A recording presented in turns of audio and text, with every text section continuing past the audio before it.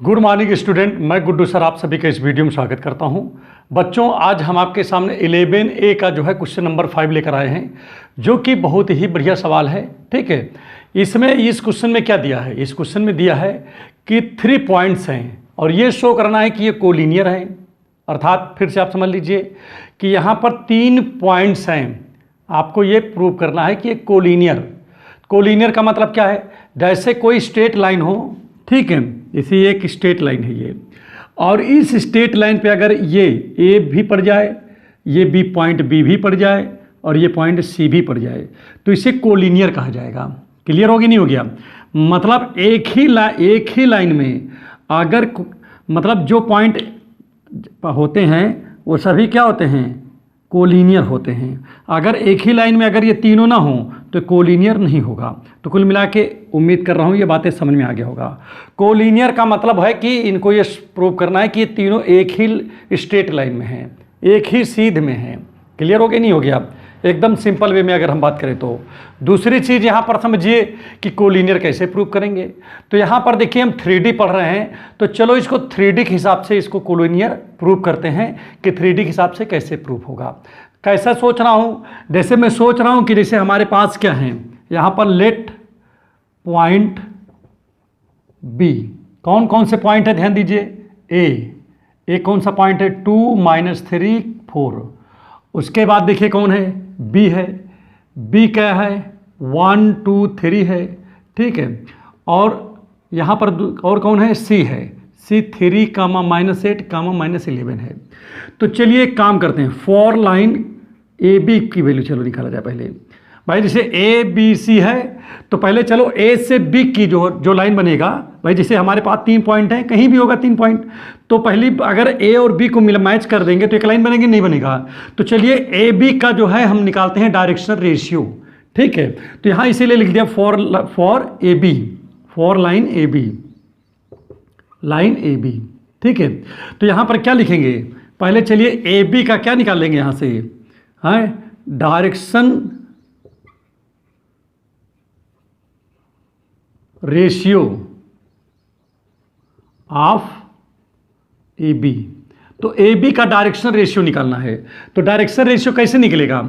आपको जैसे ए बी का डायरेक्शन निकालना है तो बी के कोऑर्डिनेट से ए के कोऑर्डिनेट को सब्ट्रैक्ट कर दीजिए। आप कैसे करोगे? आप देखिए, जैसे बी का कोऑर्डिनेट 1 है और इसका यहाँ पर पहला 2 है, तो यहाँ पर 1 से 2 को सब्ट्रैक्ट कर दीजिए। बी का 2 है सेकेंड कोऑर्डिनेट, ठीक है, इसका ये सेकेंड एलिमेंट्स 2 है, इसका सेकेंड एलिमेंट्स -3 है, तो 2 से कौन जाएगा? -3, तो माइनस माइनस आपका प्लस का 3 हो जाएगा।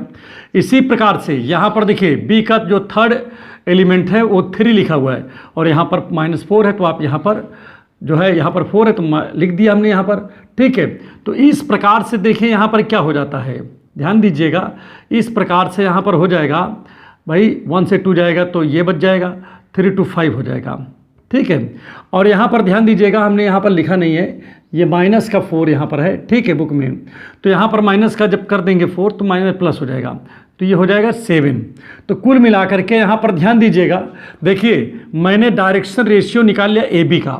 आप किसका डायरेक्शन रेशियो निकालेंगे? अब यहाँ लिखेंगे फॉर लाइन बी सी।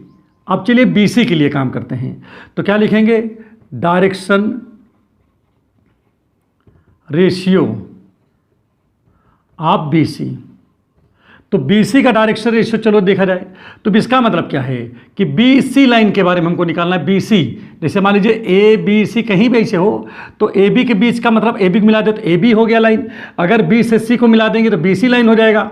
तो जो BC को मिलाने पर जो लाइन आया है उस लाइन का डायरेक्शन रेशियो यहाँ पर निकालना है। तो चलिए कैसे निकलेगा? अब C में से B वाले को सब्ट्रैक्ट कर देंगे, जो पहले वाला है जो बाद में है उसमें से पहले वाले को सब्ट्रैक्ट करेंगे। तो BC ये दोनों है, इसके दोनों, तो फर्स्ट कोऑर्डिनेट सब्ट्रैक्ट होगा फर्स्ट कोऑर्डिनेट से, ठीक है, माने 3 से 1 को सब्ट्रैक्ट करेंगे, 8 से -8 से 2 को सब्ट्रैक्ट करेंगे और -11 से 3 को सब्ट्रैक्ट करेंगे। तो देखिए शुरू करते हैं, यहाँ पर 3 लिखा है, यहाँ पर 1 लिखा है, तो 3 से 1 को सब्ट्रैक्ट कर दिया। अब -8 यहाँ पर है और यहाँ पर 2 है, तो 8 से 2 को सब्ट्रैक्ट कर दिया, ठीक है। फिर उसके बाद -11 है, यहाँ माइनस मतलब 3 है, तो -11 से आपका 3 चला गया। तो कुल मिला के देखिए इसमें से 1 जाएगा तो 2 बचेगा, और यहाँ पर -10 आ गया, और यहाँ पर -14 आ गया। तो दोनों का देखिए क्या दिख रहा है आपको, दोनों जो है सेम में हैं, माने AB और BC क्या हैं, प्रोपोर्शनल हैं एक दूसरे के। कैसे हैं, एक दोनों समानुपाती हैं, प्रोपोर्शनल का मतलब समानुपाती होता है। कैसे हैं, अगर देखिए हमारी बात समझिए, अगर मैं क्या करूं, इसमें 2 से मल्टीप्लाई कर दें तो क्या होगा, ये आपका हो जाएगा, ध्यान दीजिएगा, ये आपका हो जाएगा, देखिए -2 से मल्टीप्लाई करेंगे तो -2 और इंटू -1 तो प्लस का 2 हो जाएगा, -2 से इसमें करेंगे तो माइनस का 10 हो जाएगा, -2 से 7 में करेंगे तो ये आपका ये हो जाएगा। तो कहने का तात्पर्य क्या हुआ, कहने का तात्पर्य है कि ये दोनों सेम उसमें है, प्रोपोर्शनल में है कि नहीं। अब यहाँ पर बात समझिए, अब आप क्लियर हो गया होगा, ये दोनों समानुपाती हैं, तो आप यहाँ पर लिख दोगे हेयर, यहाँ पर क्या लिखोगे बताइए, यहाँ पर आप लिखोगे, यहाँ पर लिखोगे हेयर डायरेक्शन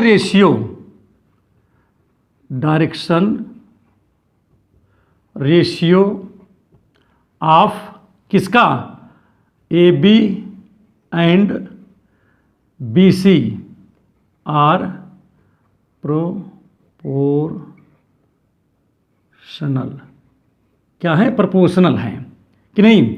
भाई देखिए डायरेक्शन रेशियो AB का और BC का क्या है, यहाँ पर प्रोपोर्शनल है। इसका मतलब क्या हुआ, इसलिए जो होगा AB जो होगा, AB एंड BC क्या हो जाएगा, आर पैरेलल। भाई पैरेलल, अगर दोनों क्या हैं, प्रोपोर्शनल हैं, तो AB और BC तो पैरेलल हो ही जाएगा। और लेकिन यहाँ पर एक चीज़ और देखना है, AB BC पैरेलल तो हैं, ठीक, लेकिन but B is a common point. कहाँ है कॉमन पॉइंट बताओ, है बोलो, कॉमन पॉइंट है इन AB एंड BC, ठीक है। अगर ये कॉमन पॉइंट है, जैसे आप यहां पर समझिए, जैसे कहा AB और BC पैरेलल हैं, BC पैरेलल हैं मान लीजिए, तो देखिए पैरेलल है कि नहीं, इसे दिख रहा है। लेकिन यहाँ पर ये दोनों कॉमन पॉइंट हैं, मतलब ये पॉइंट हुआ, यही पॉइंट हुआ है। तो इसका मतलब क्या है कि जो AB लाइन है यहाँ पर जो ख़त्म हुआ, ये लाइन यहाँ से ना चल के यहाँ यहीं से चला है, ये BC चला है, तो भैया ये एक सीधी लाइन नहीं हो गई क्या, ये है।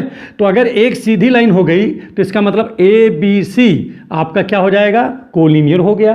तो यहाँ पर लिख दीजिएगा, इसलिए यहाँ पर लिखेंगे, इसलिए therefore A, B and C are collinear, ठीक है। तो इस प्रकार से आप कोलिनियर अगर कभी प्रूव करना हो तो आप इस प्रकार से कोलिनियर निकाल सकते हो।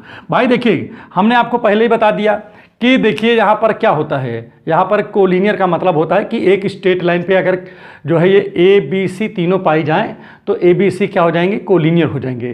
तो यहाँ पर तो वही सिस्टम मुझे दिखाना था, तो मैंने दिमाग यहाँ से ये लगाया कि अगर मैं, भाई देखिए जैसे हमारे पास 2 लाइन बनेगा, AB एक लाइन बन जाएगा, BC से 2 लाइन और आगे बनाना चाहें CA भी बन सकता है, लेकिन CA से हमको मतलब ही नहीं है, हमको तो यहाँ पर मतलब ये दिखाना है कि ABC जो है कोलिनियर है। तो यहाँ पर हमको करना क्या पड़ेगा, हमको एक काम करेंगे, लाइन AB लेंगे, इसका जो है डायरेक्शन रेशियो निकाल लेंगे, आपका निकल आया। BC लिया, इसका डायरेक्शन रेशियो निकाला, ये निकल आया।